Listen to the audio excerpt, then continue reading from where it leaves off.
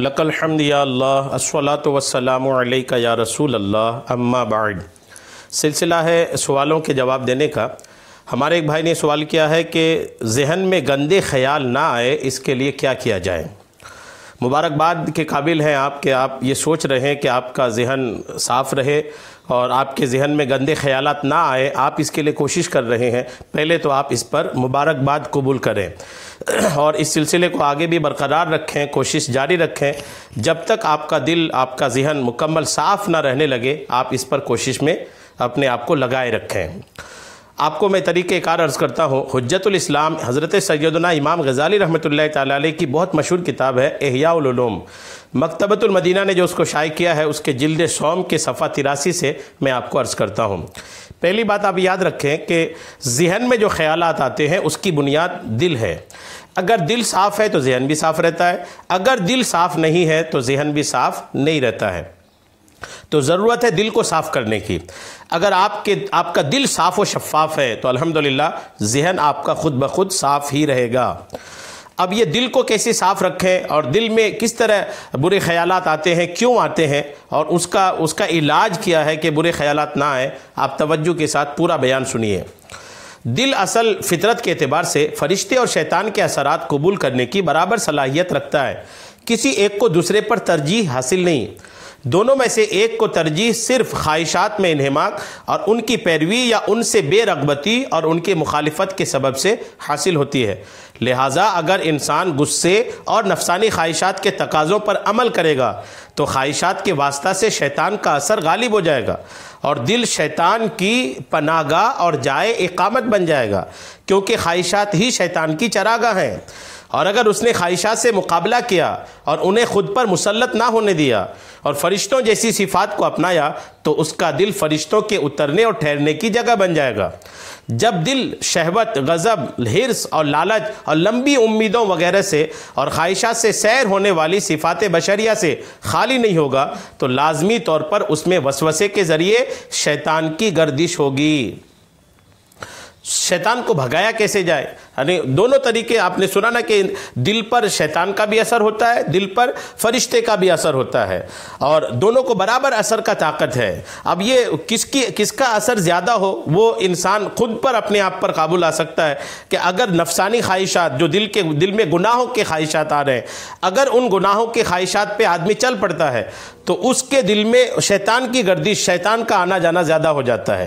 اگر انسان دل کی اپنے نفسانی خواہشات پر قابو پا کر کے نفسانی خواہشات کی مخالفت کرتا ہے، گناہوں کی طرف نہیں جاتا ہے، تو پھر اس کے دل میں فرشتے کا آنا جانا زیادہ ہو جاتا ہے، فرشتے کے اثرات زیادہ ہوتے ہیں۔ تو اگر آپ چاہتے ہیں کہ آپ کا دل صاف رہے، آپ کے دل میں گندے خیالات نہ آئیں، تو آپ اپنے نفسانی خواہشات پر قابو رکھیں، نفسانی خواہشات کی مخالفت کریں۔ نفسانی خواہشات مطلب وہ خواہشات جو گناہوں کی طرف جاتے ہیں، ان سے بچیں، آپ کا دل الحمدللہ صاف ہو جائے گا۔ شیطان چونکہ خواہشات کے ذریعے ہی قبضہ جماتا ہے تو جس شخص کی خواہش کے خلاف اللہ عز و جل اس کی مدد فرمائے، حتیٰ کہ خواہش وہیں پائی جائے جہاں اسے ہونا چاہیے اور مناسب حد تک ہو، تو اس کی خواہش اسے شر یعنی برائی کی طرف نہیں بلاتی۔ اور شیطان کہ جس نے برائی کا لباس پہن رکھا ہے وہ بھی صرف بھلائی کا حکم دیتا ہے۔ جب خواہشات کے تقاضوں کے مطابق دل پر دنیا کی یاد غالب ہو جاتی ہے تو شیطان موقع پا کر وسوسے ڈالنا شروع کر دیتا ہے، اور جب دل ذکر اللہ میں مصروف ہو جاتا ہے تو شیطان اپنا میدان تنگ ہونے کے سبب بھاگ جاتا ہے، پھر فرشتہ آتا ہے اور خیر کا الہام کرتا ہے۔ سمجھے آپ؟ خلاصہ یہ کہ آدمی گناہوں کی طرف رہتا ہے تو اس کے دل میں شیطان کا قبضہ رہتا ہے، آدمی خدا کے ذکر کی طرف رہتا ہے اور اللہ کی یاد، اللہ کے حکم کی تعمیل کی طرف رہتا ہے تو دل میں فرشتے کا قبضہ رہتا ہے۔ تو آپ کے پاس یہ چابی آ گئی کہ آپ اپنے دل میں کس کو رکھنا چاہتے ہیں۔ دل پر قبضہ جمانے کی خاطر فرشتوں اور شیاطین کے لشکروں کے مابین جنگ مسلسل جاری رہتی ہے، اور یہ اس وقت ختم ہوتی ہے جب ان دونوں میں سے کوئی ایک فتح حاصل کر لیتا ہے اور دل اس کا مسکن اور مستقل رہائش گاہ بن جاتا ہے۔ پھر دوسرے حریف کا گزر دل کو چھیننے کی غرض سے ہوتا ہے، اور اکثر دلوں کو شیطانی لشکروں نے فتح کیا ہوا ہے اور وہ ان کے مالک بن بیٹھے ہیں، اور اب وہ ان وسوسوں سے بھر چکے ہیں جو فانی دنیا کو باقی رہنے والی آخرت پر ترجیح دینے کا کہتے ہیں۔ ان شیطانی لشکروں کے غالب ہونے کی بنیاد خواہشات کی پیروی ہے۔ اب دلوں کو فتح کرنا صرف اسی صورت میں ممکن ہے کہ دل کو شیطانی قوت یعنی نفسانی خواہشات سے خالی کر کے اسے ذکر الہی سے آباد کیا جائے کہ دل فرشتوں کے اترنے کی جگہ ہو جائے۔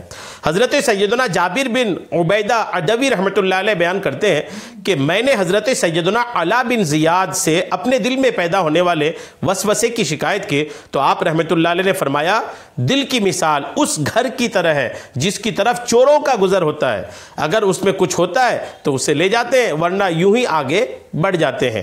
مراد یہ ہے کہ خواہشات سے خالی دل میں شیطان داخل نہیں ہوتا۔ جس دل میں نفسانی خواہشات نہیں ہوتی شیطان وہاں نہیں آتا، اور جس دل میں خدا کا ذکر ہے الحمدللہ اس دل میں فرشتے آتے ہیں۔